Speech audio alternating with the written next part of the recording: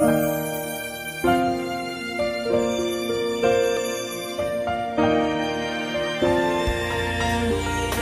âme a soif de toi, mon cœur a faim de toi, mon ami.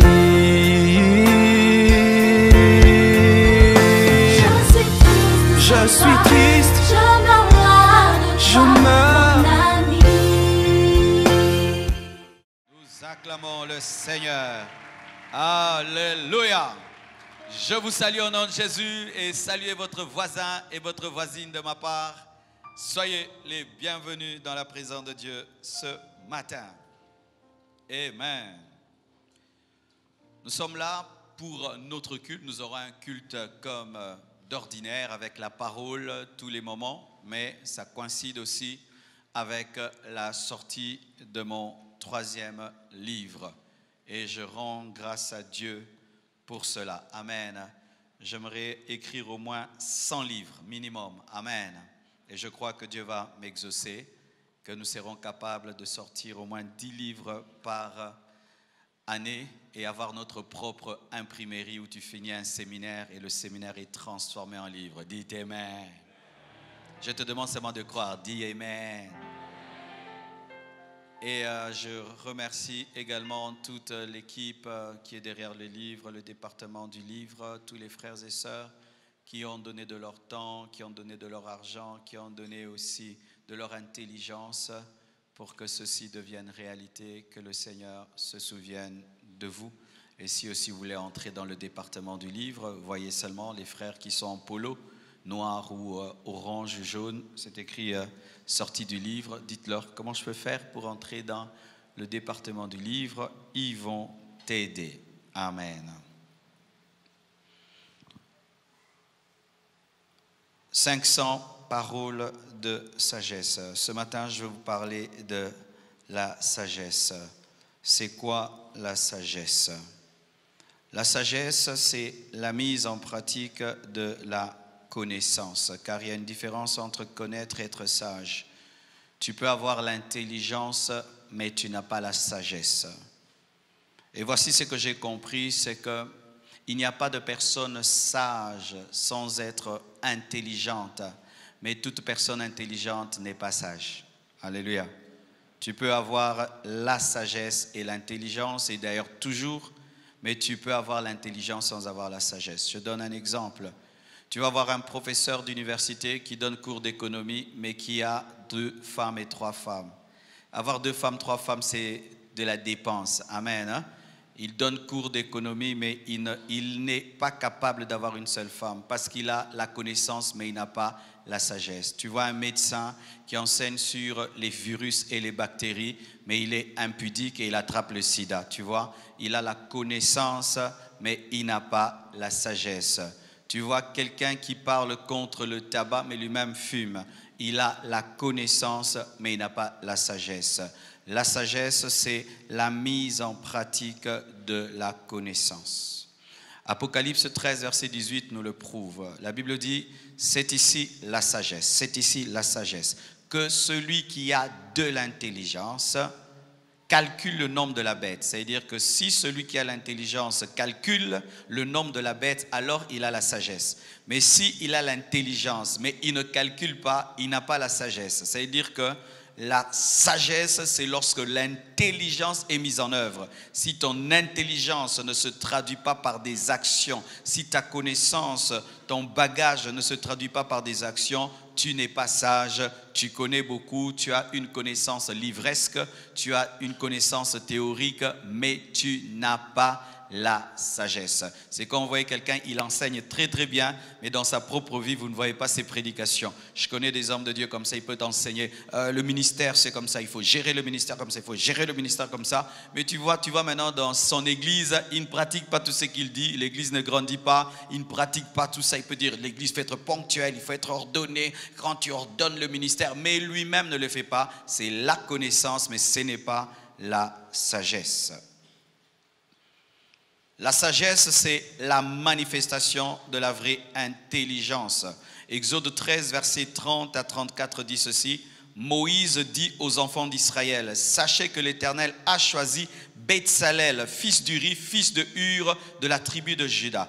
Il l'a rempli de l'Esprit de Dieu, de sagesse, d'intelligence. Vous voyez toujours, quand on parle de la sagesse, il y a toujours l'intelligence qui est à côté, mais la sagesse est souvent citée avant l'intelligence, car la sagesse est plus élevée que l'intelligence. Quand la Bible est écrite, rien n'est écrit au hasard. La sagesse a la primeur sur l'intelligence. La sagesse d'intelligence et de savoir pour toutes sortes d'ouvrages. Il a rendu capable de faire des inventions, de travailler l'or, l'argent et les reins. Tant que Betsalel ne travaillait pas l'or, ne travaillait pas l'argent, ne travaillait pas les reins, il avait l'intelligence, mais il n'avait pas la sagesse. La sagesse commence lorsque tu utilises dans la vraie vie la connaissance que tu as. Amen. La sagesse, c'est le discernement du bien et du mal afin de résoudre les problèmes et de juger avec équité. C'est quand on dit qu'un leader est sage, un dirigeant est sage. Et l'un des meilleurs exemples à ce sujet, c'est Salomon. Dans 1 Roi 3, versets 16 à 28, nous avons l'histoire de deux femmes qui se querellent pour avoir un enfant. Tu t'imagines, tu es là, cette femme dit c'est mon enfant, l'autre femme dit c'est mon enfant. Comment tu vas faire pour découvrir qui est la vraie mère? Au temps de Salomon, il n'y avait pas de test d'ADN. Mais lui, il a dit, prenez l'enfant, coupez-le en deux et donnez une partie à chacune d'elles. Comme vous réclamez un enfant, je vous donne une partie de chaque enfant. La vraie mère dit, non, ne le tuez pas. Donnez à l'autre l'enfant. Je préfère voir mon enfant vivre dans les mains de quelqu'un d'autre. Mais la fausse mère dit, coupez en deux.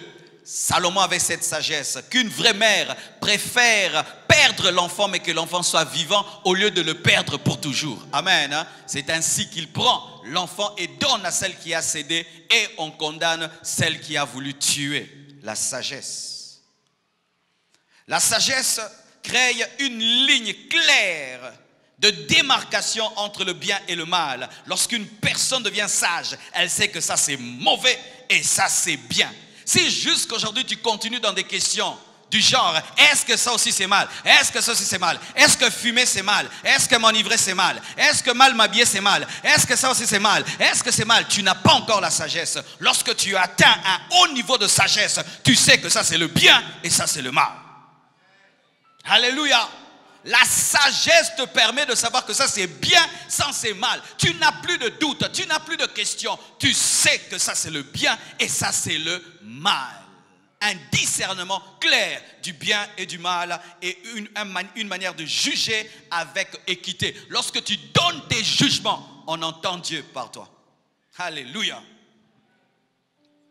La sagesse. La sagesse, c'est la clé du succès. La sagesse, c'est la clé de la réussite. La sagesse, c'est la clé de la victoire. La sagesse, c'est la clé du bonheur. La sagesse, c'est la clé du vrai leadership. Mon frère, si tu as le même niveau intellectuel que quelqu'un, le même bagage intellectuel que quelqu'un, vous avez étudié dans les mêmes universités, mais tu vois, il réussit plus que toi, sache qu'il a une sagesse que tu n'as pas. Tu vends le beignet, je vends le beignet. Moi, on achète mes beignets plus que les tiens. Sache que dans mes beignets, il y a la sagesse et toi, tu n'en as pas. Peut-être moi, j'ai la sagesse d'emballer les beignets, mais toi, tu laisses les mouches sur les beignets. Nous deux, nous vendons les beignets, mais moi, j'ai la sagesse de l'emballage. Donne-moi la main. Entre le coca en bouteille et le coca en canette, qu'est-ce que tu préfères? La plupart d'entre nous, nous préférons le coca en canette. Mais ça n'a pas un meilleur goût, mais ça a un meilleur emballage. Ils ont utilisé une sagesse pour élever le prix. Alléluia. Si tu vois quelqu'un dans le même domaine que toi avoir des résultats que tu n'as pas, sache qu'il connaît et il pratique des choses que tu ne pratiques pas. C'est pourquoi il faut toujours s'humilier devant celui qui réussit plus que toi, même s'il est de ton domaine, parce qu'il a une sagesse que tu n'as pas. Aujourd'hui, mes frères, sachez ceci, que la première clé pour réussir, ce n'est pas toujours la prière, c'est la sagesse. La sagesse fait réussir les hommes, la sagesse. J'ai étudié pourquoi aujourd'hui les Juifs sont les hommes les plus riches du monde. Lorsque tout le monde avait peur de faire des banques et tout le monde pensait que faire les affaires d'argent était mal, les Juifs sont devenus professionnels dans la banque. Ils prêtaient aux gens l'argent. Pendant que tout le monde considérait l'argent comme un démon, les Juifs, eux, prêtaient l'argent. Et qu'est-ce que ça fait? Lorsqu'ils prêtent l'argent, ils commencent à prêter au gouvernement, ils commencent à prêter aux armées. Ça fait que les présidents, les rois, les nations commencent à emprunter auprès des Juifs. Et celui vers qui on emprunte commande et dirige. Et il dirige le monde entier. Pourquoi? Pendant que tout le monde était distrait et méprisait un business, eux l'ont pris au sérieux. Et quand les autres sont venus en retard. Bien-aimés frères et sœurs, des fois, tu cherches la sagesse tu cherches le succès loin de toi, alors que le succès est dans une inspiration que Dieu t'a donnée. Regardez mes frères et sœurs, aujourd'hui, la plupart des temps, on transpire pour réussir. Mais sachez que les hommes les plus riches du monde ne sont pas ceux qui transpirent. Ce sont les gens qui utilisent le cerveau et la sagesse. Un jeune garçon, on dit qu'il est magicien et tout. Mais moi, des fois, j'aime pas tout le temps regarder magie, qui s'appelle Marc. Il a remarqué qu'il était timide, il ne savait pas se faire des amis. Mais il a l'intelligence, il a créé Facebook pour avoir des amis. Mais lorsqu'il essaye sur lui, il trouve que ça marche. Il essaye dans son université, ça marche. Il répand ça dans le monde entier. Et aujourd'hui, c'est un milliardaire. Pourquoi? Là où sa timidité l'a arrêté, son cerveau l'a permis de percer. Mais si quelqu'un réussit dans le domaine dans lequel tu échoues, et tu appelles cela sorcellerie, tu n'apprendras rien. C'est pourquoi en Afrique, nous n'apprenons rien des gens qui réussissent, parce que nous disons toujours que c'est la magie. Donne-moi l'amen. Quelqu'un fait quelque chose qui est extraordinaire. Tu dis, qui ici? Comme toi, tu ne peux pas toucher à la magie, tu n'iras pas imiter la magie. C'est pourquoi vous ne profitez pas des gens qui réussissent. Mais si tu dis, c'est un homme de la même nature que moi, s'il peut, moi aussi je peux faire. Dis-moi quel est ton secret. Et alors, tu vas opérer à son niveau. Mais quiconque réussit, c'est la magie. Alia Moutou, Alia Kimoutou. Frère, ce n'est pas tout le monde qui mange quelqu'un. Alléluia. Ce n'est pas tout le monde qui mange quelqu'un. Tu es dans un domaine de musique, lui il fait sortir un album, il cartonne. Toi tu chantes et tu es un quartier. Il faut m'y tourner. Comment as-tu composé? Tu prends ses textes, tu prends sa musique, tu regardes. Tu dis, son texte est plus profond que le mien. Sa musique est mieux travaillée que moi. Il a trouvé les paroles qu'il fallait. Il chante avec son âme et son cœur. C'est que moi je ne fais pas. Seigneur, aide-moi. Mais nous, c'est quoi? C'est la magie, c'est l'occultisme. C'est pourquoi nous restons pauvres et nous échouons. Parce que quiconque fait ce que tu ne fais pas doit être un magicien. Alors que c'est un homme de la même nature que toi, mais qui a une sagesse que tu n'as pas. Même la reine de Séba a reconnu que Salomon était un roi comme elle, mais avait une sagesse supérieure. Certaines choses que je fais dans le ministère, je ne les ai pas reçues de Dieu. Je suis allé dans une église, j'ai vu comment le pasteur travaille. J'ai dit, ça je ne fais pas, et ça je ne fais pas. Et j'ai vu les résultats dans son ministère. Je l'ai appelé, pasteur, comment tu arrives à faire ça? Parce que moi, je n'arrive pas. Il m'a dit, je fais ça, je fais ça, je fais ça. Je suis venu ici, j'ai fait, ça a marché. Bien-aimés frères, l'une des sagesses les plus faciles, c'est copier. Dis copier. Une fois que quelqu'un a fait paraître quelque chose, ce n'est plus à lui. C'était à toi quand c'était dans ta tête. Quand seulement c'est sorti, c'est à nous tous. Alléluia. Et ne demande même pas la permission. Tu vois quelqu'un faire, toi aussi prends, fais. Donne-moi la main. La Bible dit ceci dans Proverbe 8, verset 14. Le conseil et le succès m'appartiennent. Alléluia. Tu veux le succès, va auprès de la sagesse. Tu veux le conseil, va auprès de la sagesse. Je suis l'intelligence, la force est à moi. Tu veux la force, va auprès de la sagesse. Un homme sage est plus fort qu'un homme fort. Donne-moi la main, je vais t'expliquer. Entre l'homme et le lion, qui est plus fort? Le lion est plus fort que l'homme. Avez-vous déjà vu des lions attrapés sans hommes? Avez-vous déjà vu des hommes attrapés sans lions?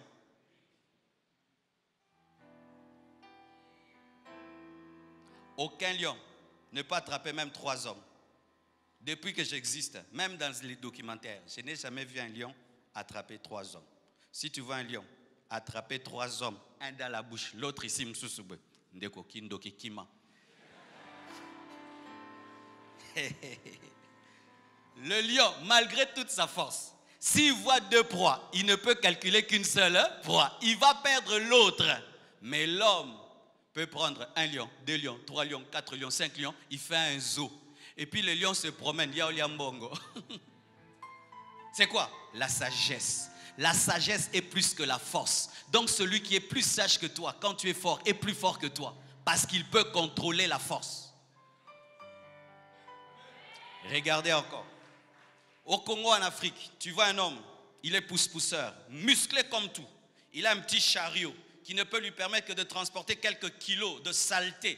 Il va faire 10 tours ou 50 tours sous le soleil pour déplacer une montagne de saleté. L'homme blanc remarque ça et dit non, c'est trop. Il invente une machine, il entre dedans, il démarre comme ça. Il démarre comme ça. Il fait ça avec sa main mais il commence à se déplacer. Nous démarrons comment?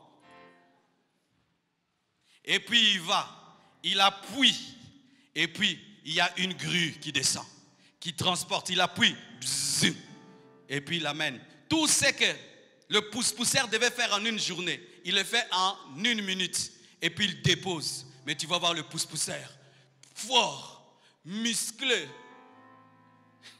Mais celui qui a fait zin, zin, zin, yoka bede bede.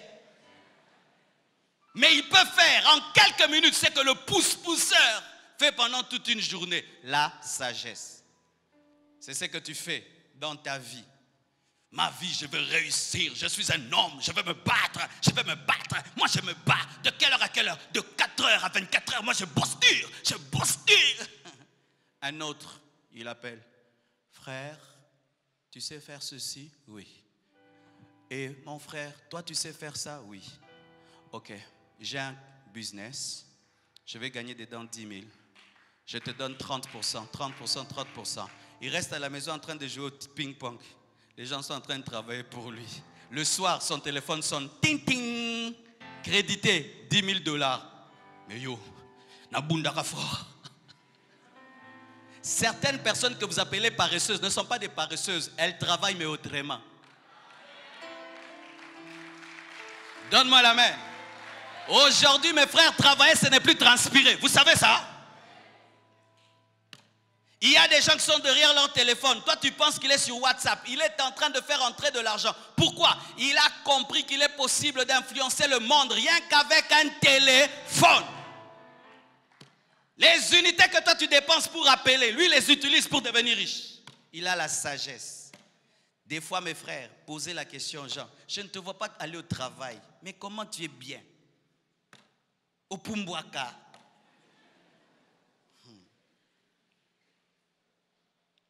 Dernièrement, je montre à quelqu'un l'application de l'église. Combien de gens ont donné de l'argent sur l'application de l'église sans qu'on puisse bouger ni transpirer. Il était très étonné qu'un téléphone peut faire entrer des milliers de dollars rien qu'en envoyant 10 $, 20 $, 40 $, 50 $. Vous voyez toute cette sonorisation, elle a été achetée par des gens que je n'ai jamais vus. Un téléphone, une application, c'est tout. L'argent tombe dans le compte et on achète ceci. Au lieu que toujours voir les gens que tu vois, tu peux commencer à voir les gens que tu ne vois pas. Et tu auras des choses que tu vois, car les gens que tu ne vois pas existent.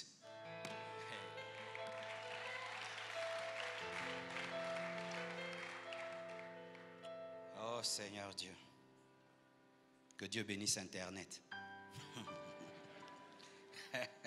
Moi, le jour qu'on voudra couper l'Internet, je serai le premier à faire la marche. Parce que ça facilite tellement les choses, mes frères. Tellement les choses. Lorsque Jésus-Christ même était en train de dire que cet évangile sera prêché dans le monde entier, on pensait qu'on allait prendre des avions et des trains, alors que c'était par l'Internet. Jésus voyait l'Internet, il prophétisait Internet. Mais comme Pierre ne pouvait pas comprendre, il n'a pas cité le nom Internet. Mais nous, quand on lit, on comprend que Jésus a dit Internet.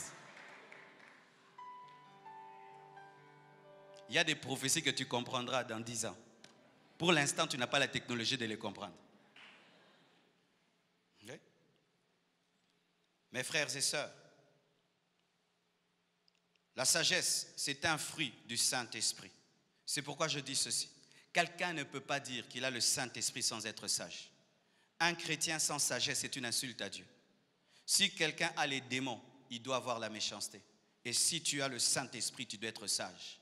Car le Saint-Esprit est un esprit de sagesse.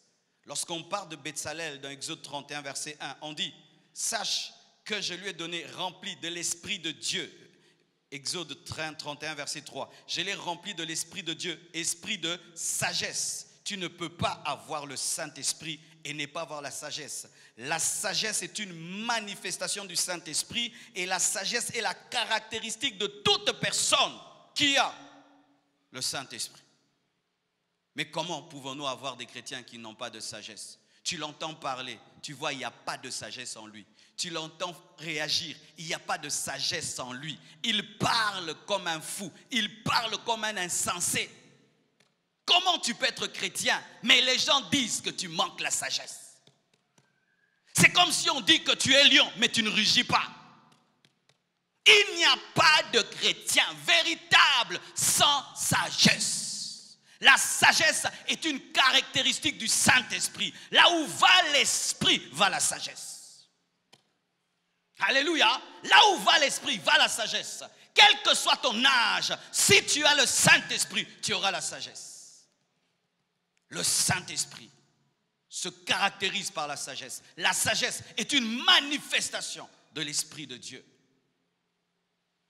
La sagesse est une personne. Qui savent que la sagesse est une personne? Quelle personne? Acclamons le Seigneur. La sagesse, au-delà d'être une qualité spirituelle, une manifestation de l'Esprit, la sagesse est une personne. La sagesse, c'est Jésus. La preuve, Proverbe 3, verset 19 à 20. La Bible dit, c'est par la sagesse que l'Éternel a fondé la terre. C'est par l'intelligence qu'il a fermé les cieux. C'est par sa science que les abîmes se sont ouverts et que les nuages distillent la rosée. Lorsque tu prends ce passage et tu étudies, Jean 1, verset 1, la Bible dit, au commencement était la parole, et la parole était avec Dieu, et la parole était Dieu. Elle était au commencement avec Dieu. Toutes choses ont été faites par elle, et rien de ce qui était fait n'a été fait sans elle. Donc, c'est la sagesse qui était au commencement en train de créer la terre. Alléluia. Mes frères et sœurs, le ciel et la terre ont été créés par la sagesse. Dieu, dans sa sagesse, a établi le soleil pour éclairer la journée. Il a établi la lune pour éclairer la nuit. Et remarquez, la journée, on a besoin d'une pleine lumière. La nuit, on a besoin de l'abat-jour. Et la lumière de Dieu, c'est le soleil. L'abat-jour de Dieu, c'est la lune. Et quand même Dieu crée l'homme, voyez quelle sagesse est dans l'homme. Dieu savait qu'un jour tu allais transpirer. Et il a permis que tu aies des sourcils. Pourquoi? Pour que la transpiration n'entre pas dans tes yeux. Quelle intelligence! Il canalise la transpiration par les sourcils.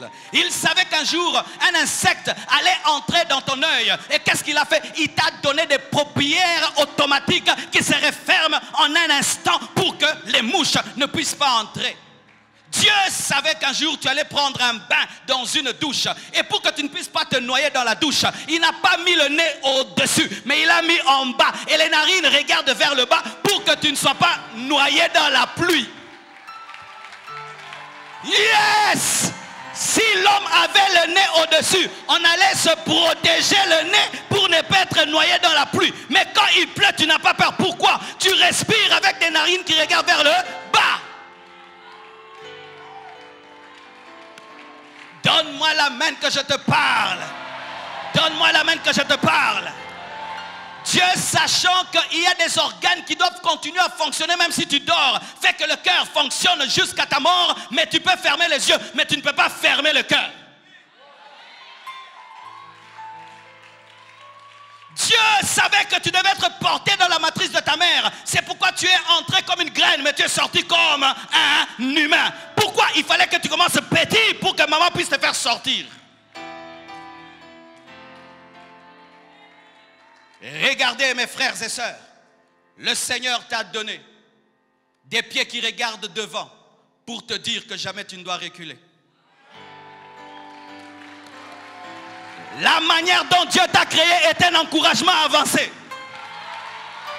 Si Si tu vas te décourager et toujours reculer dans ta vie, regarde tes pieds. Regarde tes pieds. Tes pieds regardent devant. Parce que Dieu n'a pas prévu que tu puisses commencer à reculer. La sagesse même dans la création. Donne-moi la main que je te parle. Mes frères et sœurs, si vous ne savez pas, vos yeux ont une capacité qui dépasse toutes ces caméras.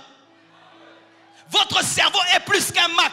Car tu peux même te remémorer de certains souvenirs quand tu avais 7 ans. Quelle capacité, quel disque dur. Quel disque dur. Regardez cet habit. Après 3 ans, il va se déchirer. Mais regarde ta peau qui paraît être si frêle. Elle se renouvelle, elle se renouvelle, elle se renouvelle, elle se renouvelle, elle se renouvelle. Donne-moi la main que je te parle. Tu grandis, la peau grandit. Tu grandis, la peau grandit. Jamais tu as des os plus longs que la peau. Mais, qui d'entre nous a vu quelqu'un grandir?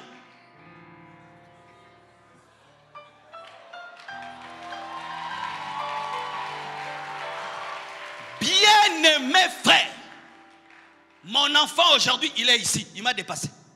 Mais je vous dis frère, nakanga jamais erakola. Mukolo pa lekanga nakanga ka ete. Mais petit akola ka ernine.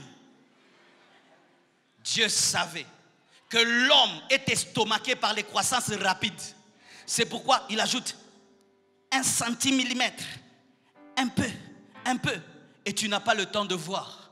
Et devant toi, ta fille est en train de grandir, mais tu ne vois pas. Chaque jour qu'elle dort, elle se réveille, elle grandit un peu. Elle dort, elle se réveille, elle grandit un peu. Elle dort, elle se réveille, elle grandit un peu. Et puis du coup, tu as un géant, mais tu n'as pas eu le temps d'être effrayé, parce que le géant a grandi sans te effrayer. Il t'enseigne quoi? La patience dans la vie, d'aller niveau après niveau. N'effraie pas les gens. Donne-moi la main. Aujourd'hui tu es pauvre, demain tu es milliardaire. Ah, obang sangai. Et tu veux dire que la sagesse n'existe pas. C'est la sagesse qui fait que les planètes ne puissent pas se cogner. C'est la sagesse qui fait que les étoiles soient suspendues dans les airs. Il suffit seulement qu'une étoile s'approche trop près de nous, nous brûlons. Mais regardez comment Dieu les a gardés loin. Quelle sagesse, quelle intelligence. Et il y a des gens qui veulent nous dire que ce n'est pas Dieu qui a créé l'univers, archi faux. Jamais une perfection n'est créée par un hasard. C'est seulement une sagesse qui peut créer une telle perfection. Mes frères et sœurs, un jour quelqu'un vient, il regarde ce temple qu'on va le finir, et comme il ne nous voit pas, il dit, c'est personne n'a créé. Non, rien que l'intelligence qui est là démontre qu'il y a quelqu'un. Ce n'est pas parce que tu ne vois pas le bâtisseur que tu vas nier l'œuvre. L'œuvre révèle le bâtisseur. Jésus est la sagesse. Et Jésus ne peut pas venir dans ta vie et te laisser insensé. Impossible. Il n'y a pas de chrétien insensé. Il n'y a pas de chrétien insensé. Il n'y a pas de chrétien insensé. Un chrétien est rempli de sagesse. Tu sais pourquoi tu n'as pas la sagesse? Parce que tu ne laisses pas la sagesse qui est en toi se manifester. La personne Christ en toi, c'est la sagesse. C'est pourquoi tu remarques, lorsque tu viens à Dieu, il te donne des grandes responsabilités sans tenir compte de ton âge, parce qu'il sait qu'il est ta sagesse. Le jour que Dieu m'a appelé au ministère à l'âge de 21 ans, et à 23 ans j'étais le pasteur des papas et des mamans, j'ai dit comment je vais faire? Mais j'ai découvert que la personne de Christ en moi était la sagesse.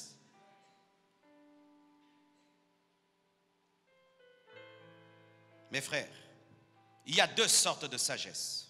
Il y a la sagesse des hommes qui est une sagesse limitée et biaisée. Biaisée par le mauvais cœur de l'homme et ses limites. 1 Corinthiens 2, versets 3 à 5 nous le dit.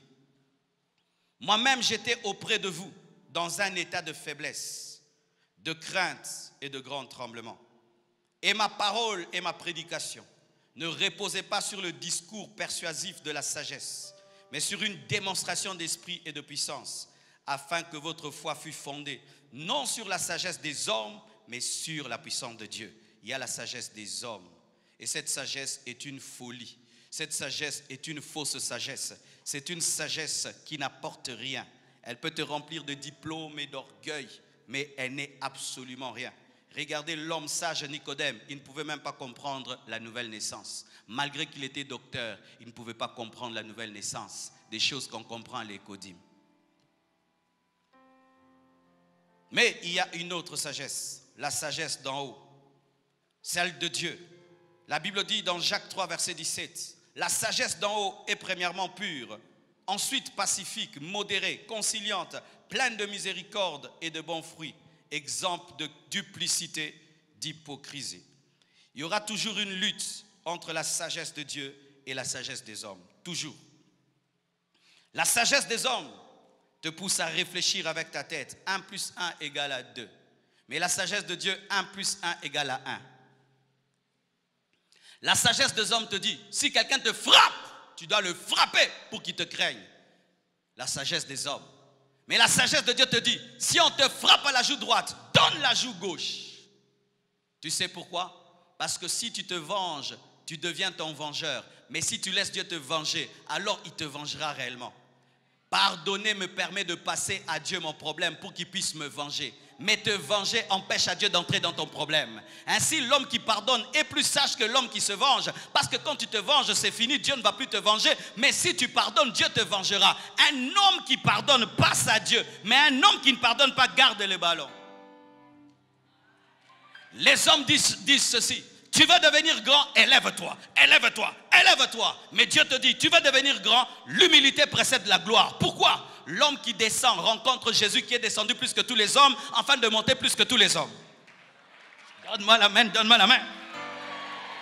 Si je m'humilie et je rencontre l'homme qui est descendu plus que tous les hommes, je peux monter là où l'homme qui est descendu est monté. Il est à la droite de Dieu le Père et il a reçu le nom qui est élevé au-dessus de tout autre nom. C'est pourquoi l'église sera assise à la droite de Dieu. T'enorgueillir, faire comme tout le monde, fait de toi le Dieu de toi-même. Mais t'humilier te permet de rencontrer Jésus et de monter avec Jésus. La sagesse et l'intelligence. Le monde te dit quoi? Ta vie, tu dois te battre, c'est ta vie. Bats-toi, bats-toi, bats-toi. Et tu te lèves le matin, tu ne pries pas, tu sors, tu appelles. Pourquoi? Je dois avoir l'argent, je dois me battre. Mais la Bible dit, au commencement Dieu. L'autre il commence à genoux.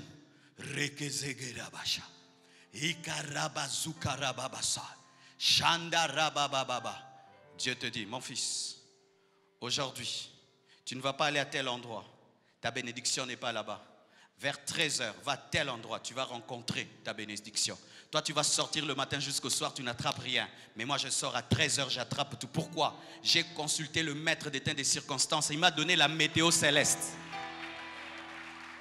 Frères et sœurs, beaucoup de chrétiens ne vivent pas la main de Dieu parce que vous opérez dans la sagesse humaine. Vous opérez dans la sagesse humaine.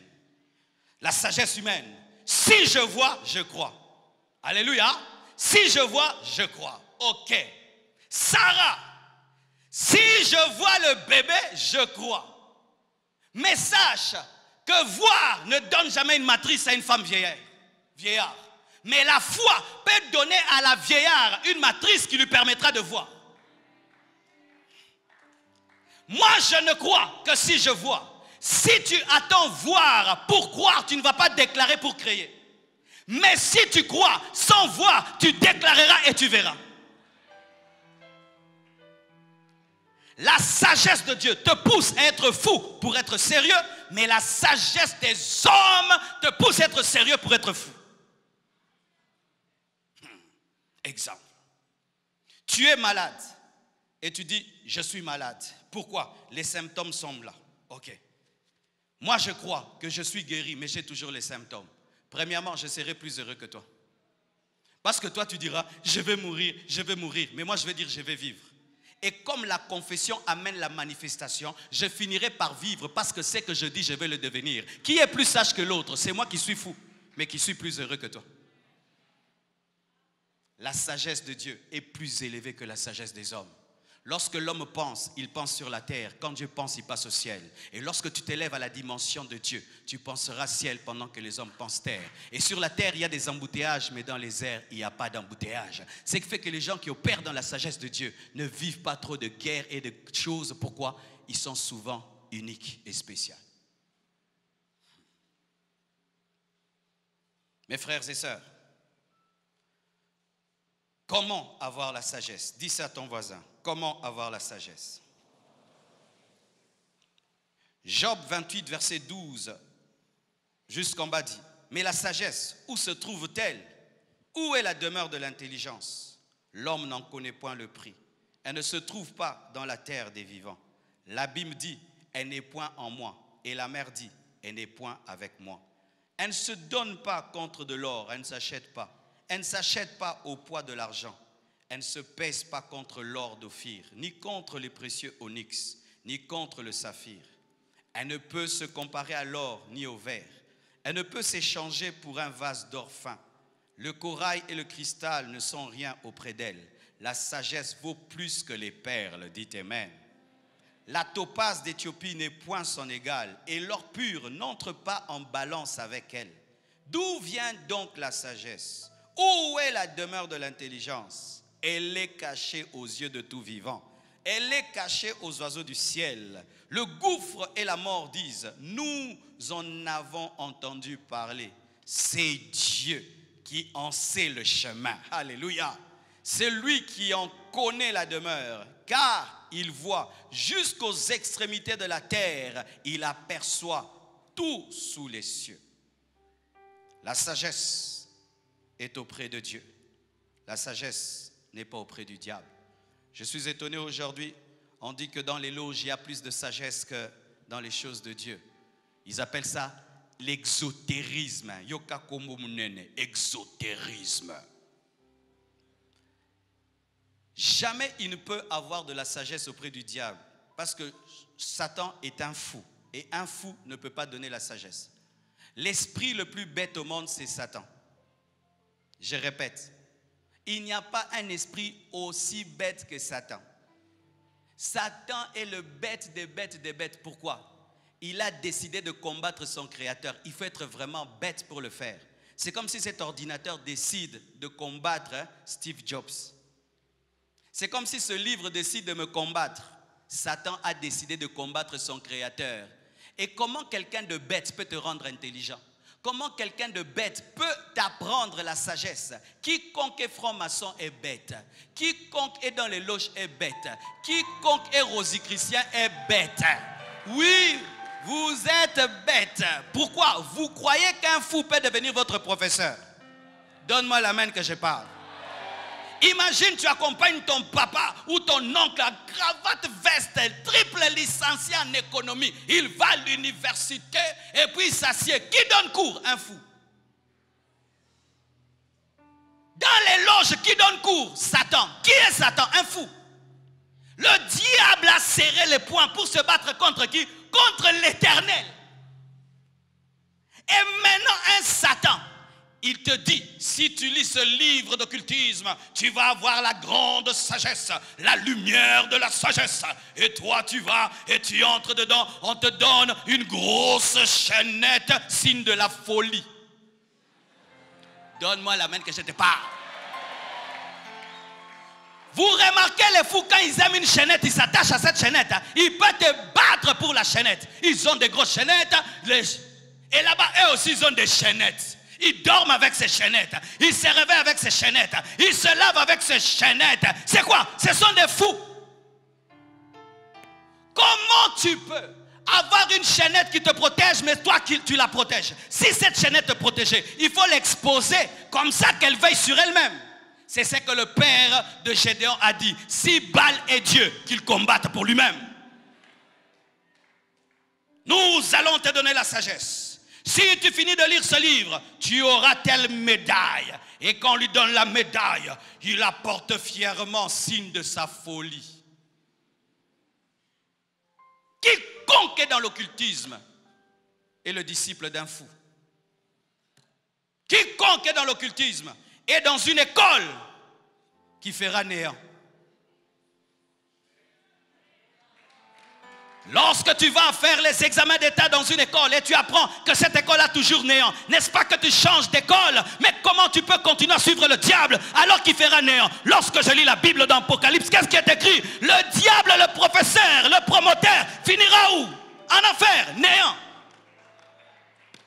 Mes frères, n'ayez jamais peur d'un occultiste. Il n'est même pas la maternelle spirituelle. Il n'est même pas la maternelle spirituelle. Car si un fou te donne cours, yo tangara.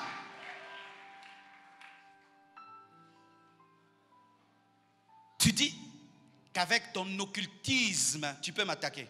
Donc tu veux me dire qu'avec le cours d'un fou, tu peux être plus intelligent que moi. Mais jamais. Si un occultiste te dit, je vais te tuer, va rigoler. Ne prie même pas, va dormir.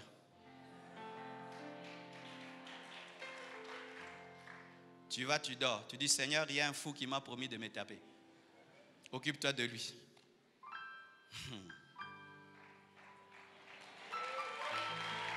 Et aussi, lorsque vous voyez les gens compliquer leurs livres, compliquer leur phraséologie, c'est souvent pour cacher leur manque de connaissances. Vous allez voir dans les livres occultes, ils compliquent les choses. Le septième œil, l'aura, transcendantaux. Papa,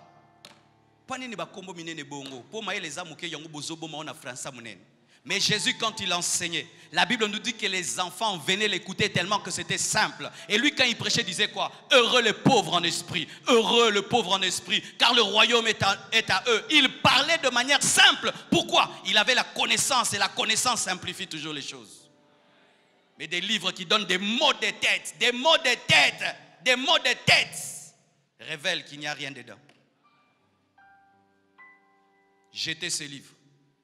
Jetez ces livres. Je sais ce que je dis. Les jeunes maintenant, vous avez des livres. Vous lisez des livres aujourd'hui. Il y a même des hommes de Dieu aujourd'hui qui lisent des livres occultes pour devenir davantage spirituels. C'est comme si tu mélanges la formation que te donne une grande université et tu la mélanges avec la formation d'un fou. Seul Dieu donne la sagesse. Et la sagesse n'est qu'auprès de Dieu. La sagesse de Salomon n'est pas venue de la magie, elle est venue de l'Éternel. Et aujourd'hui dans l'occultisme, on cite beaucoup le nom de Salomon pour détruire l'image de Salomon. Salomon n'a pas pratiqué l'occultisme, il a prié le véritable Dieu et il a reçu la sagesse sans pratiquer l'occultisme. C'est après qu'il ait eu la sagesse de Dieu que le diable est venu le pervertir par les femmes. Mais la sagesse de Salomon ne vient pas de la magie, ne vient pas de l'occultisme, mais vient de l'Éternel. Tu peux demander la sagesse et Dieu te donne la sagesse. Dis avec moi, Seigneur, donne-moi la sagesse. Dis, donne-moi la sagesse. Donne-moi la sagesse. La Bible dit cela. Jacques 1, verset 5. Si quelqu'un veut la sagesse et qu'il voit qu'il manque la sagesse, qu'il la demande à Dieu, qui donne à tous simplement et sans reproche, et elle lui sera donnée. Comment voir la sagesse? Demande seulement à Dieu. Ne va pas auprès du diable. Demande à Dieu, il va te donner la sagesse. Comment on devient sage? En écoutant et en fréquentant les sages. Proverbe 13, verset 20. Celui qui fréquente les sages devient sage, mais celui qui se plaît avec les insensés s'en trouvera mal. Tu veux devenir sage? Écoute des hommes sages. Fréquente des hommes sages. Ne fréquente pas des insensés. Quiconque est insensé ne doit pas être ton ami. Ne donne pas ton oreille aux insensés. Donne ton oreille aux hommes sages. Écoute des hommes sages. Fréquente. Regarde comment est-ce que les sages vivent et tu deviendras sage. Dans mon ministère, j'ai toujours décidé d'avoir une porte ouverte quand je reçois avec une vitre devant la porte. De sorte que mes collaborateurs peuvent entrer dans mon bureau quand ils veulent. Et il y a toujours une vitre. Pourquoi? J'ai vu le pasteur André Verneau, l'un des hommes qui a servi Dieu dans la sainteté dans cette nation et qui est mort sans chuter, faire cela. Le jour que je suis allé dans son bureau, j'ai vu cela, j'ai dit moi aussi je le ferai. Et je vous assure mes frères, jamais une bêtise ne m'est arrivée. Pourquoi? Il y a toujours le temps pour que quelqu'un puisse entrer. C'est pourquoi je ne peux pas imiter ceux qui changent leur bureau en chambre à coucher, où ils s'enferment avec les bandits à clé, avec une porte comme si c'est la porte d'une banque. Pasteur Oyamba Kangami.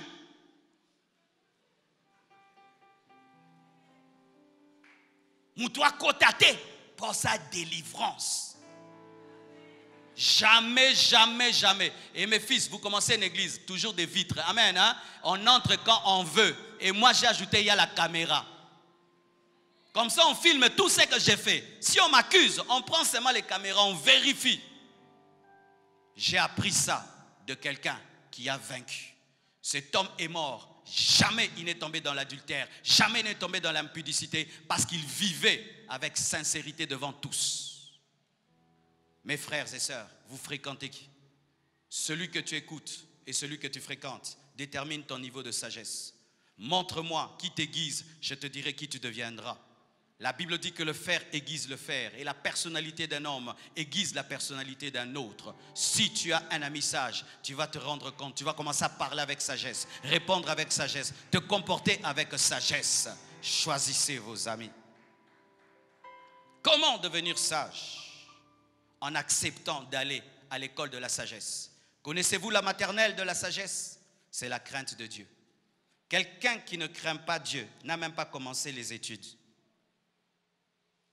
Quiconque est ici, même si tu es licencié, si tu ne crains pas Dieu, autant gâté.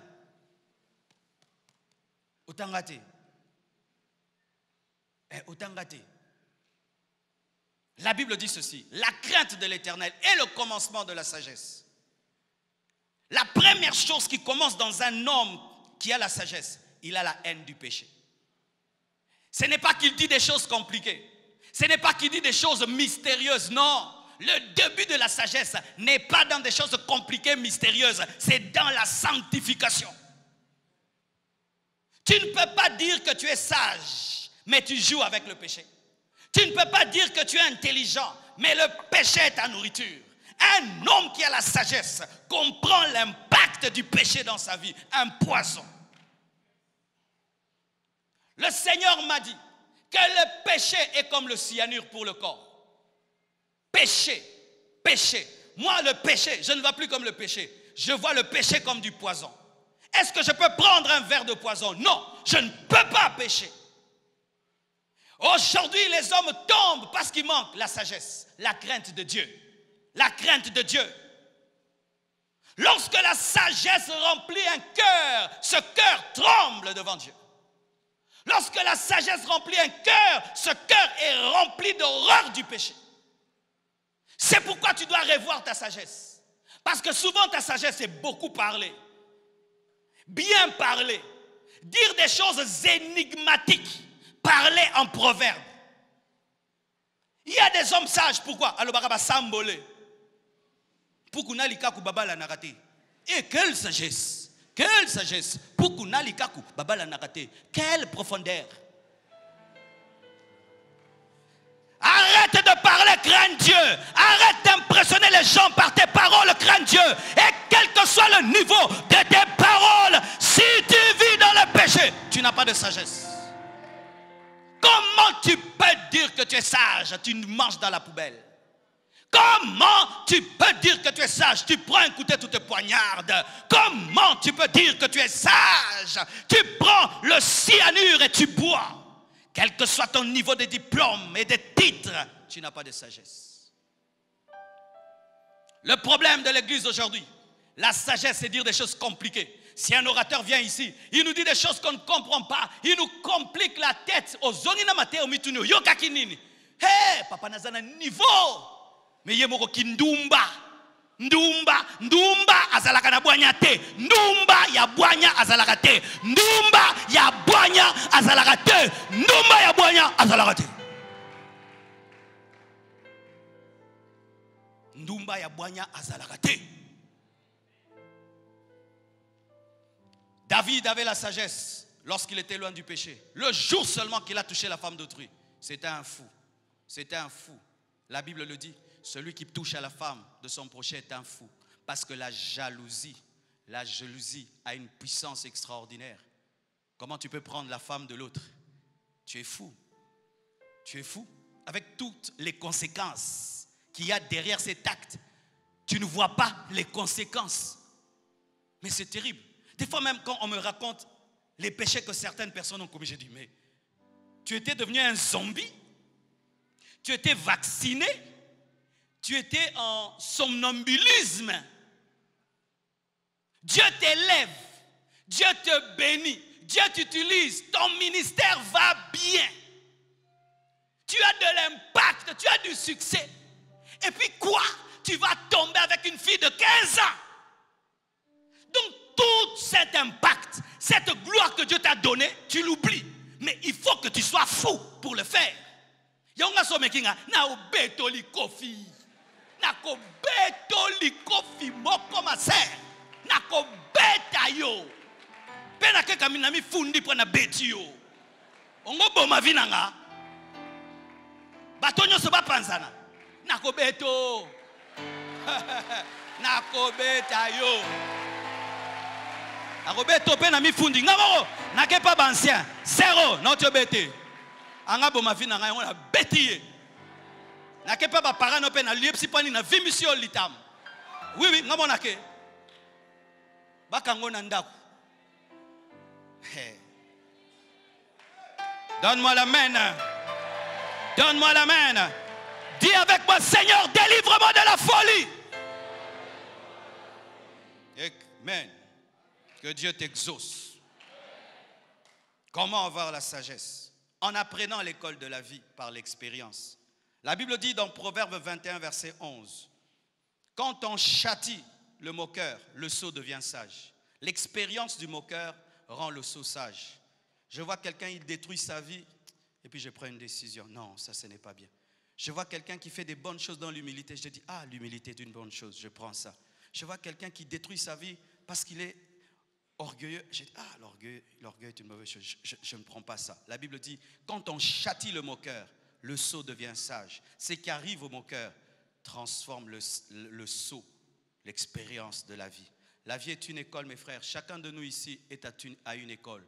Celui-ci, Dieu l'enseigne la patience, l'autre la douceur, l'autre l'humilité, l'autre la sainteté. Mais chacun de nous est en train d'apprendre quelque chose. Apprenez bien à l'école de Dieu. Ce sera aussi votre expérience.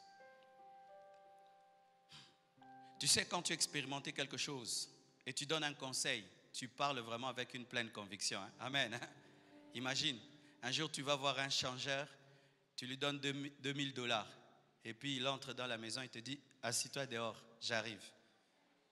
Et puis il saute les murs, il part. Le jour que ton ami prend $100, il donne à un changeur, on lui dit, reste dehors, j'entre. Oui, c'est une déco.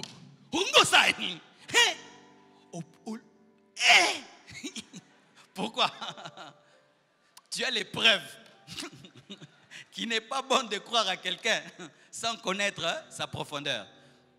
Des fois, Dieu te fait passer par des expériences pour te donner une sagesse que tu as expérimentée. Quand tu parles à quelqu'un, lui-même sait que tu ne blagues pas. Tala, fanda, fanda. Biloko bandi et komelanga. Moni retard à vie na 20 ans. Et ça biloko. Sokongo suka ndenge ngai banda biloko yo. Moi, dans ma vie, mes frères, je n'apprends pas seulement que par les gens qui réussissent. Même les gens qui échouent m'apprennent. Un jour, je suis allé voir un homme de Dieu. Je lui ai dit, parle-moi des erreurs que tu as commises dans le ministère. Il m'a parlé, ça m'a aidé. Pas seulement les bonnes choses, même les mauvaises choses. Parce que celui qui a expérimenté quelque chose est professeur dans cette chose. Yes. Comment encore avoir la sagesse? En exerçant le discernement et la réflexion. Dites réflexion. Proverbe 8, verset 12 dit, moi la sagesse, j'ai pour demeure le discernement, le sens de choisir le bien et le mal, et je possède la science de la réflexion. Il y a un niveau de sagesse que tu n'atteindras jamais si tu ne sais pas rester calme et réfléchir. Mais aujourd'hui, l'homme moderne n'a plus de temps d'accalmie. Je ne sais pas si vous l'avez remarqué. Aujourd'hui, c'est difficile de rester calme et ne rien faire. Le téléphone sonne tout le temps. Moi, si je ne me déconnecte pas ou j'entre pas en mode avion, mon téléphone sonne tout le temps. Tout le temps, il y a des messages sur WhatsApp. Tout le temps, il y a des commentaires sur Facebook. Tout le temps, il y a des commentaires sur Twitter, sur Instagram. Donc, mon téléphone est envahi en permanence. Des fois même, je ne l'utilise pas pour appeler. Il se décharge tout seul à cause de tous les appels et les sollicitations qui sont derrière. Donc, je suis obligé soit de l'éteindre, soit d'entrer en mode avion pour réfléchir. Et je vous assure, Satan ne veut pas que tu réfléchisses, que tu prennes le temps, tu t'assieds sur une chaise ou un bureau ou dans un coin dans la parcelle, tu commences à réfléchir. te poses la question, pourquoi je n'avance pas? Il y a des gens qui ne se posent jamais de telles questions. Ils sont tout le temps téléphone, ils parlent, téléphone. Et puis ils dorment, ils se réveillent. Téléphone, ils parlent, ils dorment. Ils se réveillent. Téléphone. Les hommes tout le temps autour de lui. Jamais tu n'as des temps de silence. Tu n'auras jamais la sagesse. Tous les hommes sages ont des moments de silence. Tous les hommes. Tu vois un homme sage, il a une profondeur. Vérifie dans sa vie, il a des moments où il se retire de tout le monde. Il éteint le téléphone, il éteint tout. Il est seul face à Dieu et face à sa conscience. Et c'est quand Dieu te donne des principes de sagesse. Il y a des gens, tu vois, sa vie est échouée. Tu aimerais même lui donner un conseil, mais tu sens que si tu lui donnes un conseil, il ne va pas comprendre. Mais s'il se retire dans le silence, Dieu peut lui parler. Tu vois le problème, ce n'est pas la faute de ton père, ce n'est pas la faute de ta mère, ce n'est pas la faute de ton patron, ce n'est pas la faute de ceci, tu es un paresseux. Chaque fois tu vas au travail à 9h, chaque fois tu vas à 9h, le travail commence à 8h, toi c'est toujours 9h, et il y a toujours quelqu'un qui arrive avant toi, qui fait ton travail, et on te chasse, et ils sont contre moi, ils sont jaloux de moi, je suis trop intelligent, c'est pourquoi on me combat. Mais tu n'as jamais de moment de silence pour dire, non, je suis paresseux. Oh Seigneur, délivre-moi de la paresse. Il est écrit dans ta parole que l'homme mangera la sueur de son front. Je suis paresseux, Seigneur. J'aimerais changer. Je prends la décision aujourd'hui. Je vais me réveiller le matin. Je vais y aller, Seigneur. Mais si tu n'as pas des moments de silence, tu peux mourir et jamais tu ne deviendras l'homme que tu dois devenir. Mes frères, créez des moments où vous êtes seuls. Même si tu es marié, des moments où tu es loin de ta femme, loin de ton mari. Jacob s'est éloigné de sa femme et de ses enfants pour comprendre qu'il ne pouvait plus être Jacob, il devait devenir Israël. Combien de temps tu passes pour réfléchir sur ta vie? Tous les jours de ma vie, je réfléchis sur ma vie pour faire un bilan. Si j'avance, je stagne ou je recule. Mais si tu ne fais pas, tu te retrouveras à 60 ans.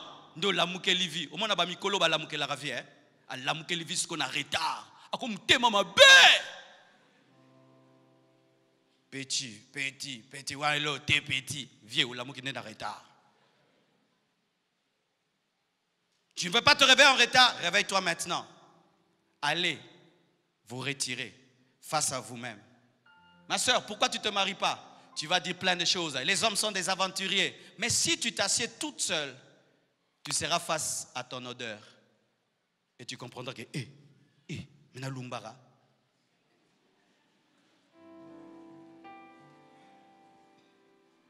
Ah oui, et puis que tout n'a pas tout basoko la rendenge nini.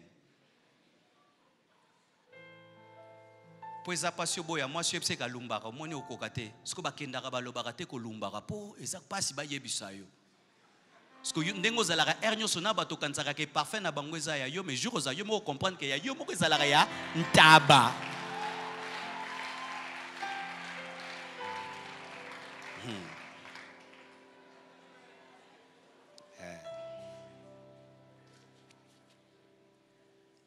Terminons.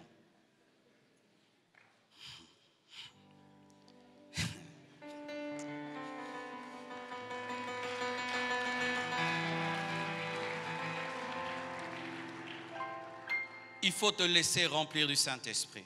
La plénitude du Saint-Esprit donne la sagesse, car l'Esprit de Dieu, dans Ésaïe 11, verset 2, est appelé l'Esprit de sagesse. Si tu es rempli du Saint-Esprit, tu seras rempli de sagesse. Aussi, en méditant la parole. Josué 1, verset 8, la Bible dit que ce livre de la loi ne s'éloigne point de ta bouche, médite-le jour et nuit, pour agir fidèlement selon tout ce qui est écrit, car c'est alors que tu auras du succès dans tes entreprises, c'est alors que tu réussiras. Méditez la parole de Dieu est la sagesse. Celui qui médite la parole, qui est le plus grand livre de sagesse, deviendra sage. Parlons de ce livre aussi. Pourquoi? Comment aussi avoir la sagesse? En lisant des livres de sagesse qui ne contredisent pas la Bible, je précise, parce qu'il y a des livres de sagesse qui contredisent la Bible. Une fois, on m'a apporté un livre sur comment diriger. J'ai lu, ce n'était pas de Dieu. C'était comme un plagiat du livre de Prince. Le Prince de Machiavel. Vous connaissez? C'est un mauvais livre que les dictateurs lisent pour diriger les gens. Mais on en a fait un autre pour les pasteurs, les gens qui dirigent. Quand tu lis, on t'apprend la méchanceté, à diviser pour régner, à manipuler les gens et tout. Quand j'ai lu, Dieu m'a dit, mon esprit n'est pas dans ce livre, ne le lis pas. Je l'ai mis de côté parce que ça contredisait la parole. Il faut lire des livres qui ne contredisent pas la parole. Lorsque j'ai présenté ce livre sur Internet, il y a des gens qui ont dit que les chrétiens n'ont pas besoin d'un autre livre, ils n'ont besoin que de la Bible. C'est archi faux. Amen. Lorsque tu lis la Bible, dans 2 Timothée 4, verset 13, Paul dit ceci. Quand tu viendras, apporte le manteau que je t'ai laissé à Troas, chez Carpus, et les livres, surtout les parchemins. Paul avait des livres au pluriel, il avait aussi des parchemins. Paul n'avait pas qu'un livre, il avait des livres et il avait des parchemins. Donc, Paul avait une bibliothèque. Mais aujourd'hui, au nom d'une spiritualité exagérée, on veut dire que dans l'église, on ne peut lire que la Bible. Mais alors, quand tu vas en théologie, il y a des cours de pneumatologie, il y a des cours d'exégèse, il y a des cours d'homélétique, il y a des cours de sotériologie. Est-ce qu'un chrétien ne peut pas lire d'autres livres? Donc tu ne peux pas lire le cours de mathématiques, de management, tu ne peux pas lire le cours de biologie. Un chrétien lit d'abord la Bible, mais il peut lire, et d'ailleurs il doit lire d'autres livres afin de se cultiver. Dans ma vie, mes frères, la Bible est mon livre de base, mais il y a des livres qui me transforment. Ces derniers temps, je suis en train de lire toute la collection de Dag où il parle de la croissance de l'Église. Je suis en train de finir toute cette collection et ça me bénit. Mais quand je lis le livre de Dag, il ne contredit pas la Bible parce qu'il parle des principes qui sont dans la parole, mais il applique, il contextualise ces choses. Amen. Donc, ne soyons pas dans cet extrémisme où tu dis que moi, le chrétien, je ne peux lire que la Bible, tous les autres livres ne servent à rien. Mais j'aimerais dire une vérité. Aucun livre de sagesse ne peut remplacer la Bible. Et nous ne pouvons pas lire la Bible à la lumière des brochures et des livres des hommes de Dieu comme on le fait dans une secte. Je corrige les brochures et les livres avec la Bible. Mais ce ne sont pas les brochures qui corrigent la Bible. Amen. Et on ne peut pas retrancher à la parole, on ne peut pas y ajouter, on ne peut pas écrire un livre pour dire « j'ai trouvé une révélation qui n'est pas dans la Bible ». Mais si ce qui est écrit est dans la parole, est aiguise dans la parole, mes frères, ayez beaucoup de livres. J'ai des milliers de livres et je vous assure, j'en ajouterai et j'en ajouterai tant que ces livres ne vont pas contredire la parole de Dieu. Amen.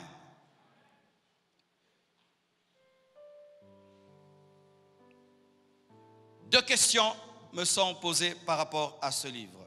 Pourquoi vendre le livre? Les gens me disent, tu as reçu gratuitement, donne gratuitement. Le verset là, ce n'est pas pour les livres. Amen.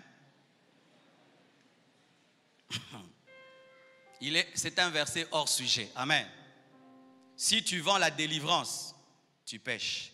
Tu vends l'onction, tu pèches. Tu vends la prophétie, tu pèches. Tu vends le ministère, tu pèches. Pour prêcher, donnez-moi l'argent, tu pèches. Mais le livre, je n'ai pas donné le parler en langue pour qu'on me donne le livre. J'ai donné de l'argent pour qu'on fasse le livre, pour que le livre quitte Paris et vienne ici. On a payé de l'argent. Alors, ce qui est acheté peut être vendu. Amen. Ça a été acheté, ça peut être vendu. Mais si je décide de vous offrir, c'est moi-même. Amen. Ce n'est pas que Dieu m'interdit, mais moi-même, je peux dire, au lieu de vendre, je donne, comme je fais des fois. Mais ce n'est pas que c'est un principe. Ce qui est acheté peut être vendu. Amen. Mais pourquoi il sera aussi gratuit? Le livre sera aussi gratuit. Dieu m'a révélé ceci dans Galates 2, versets 8 à 10. La Bible dit ceci. Car celui qui a fait de Pierre l'apôtre des circoncis a aussi fait de moi l'apôtre des païens. Et ayant reconnu la grâce qui m'avait été accordée, Jacques, Céphas et Jean, qui sont regardés comme les colonnes, me donnèrent à moi et à Barnabas la main d'association, afin que nous allassions, nous vers les païens et eux vers les circoncis.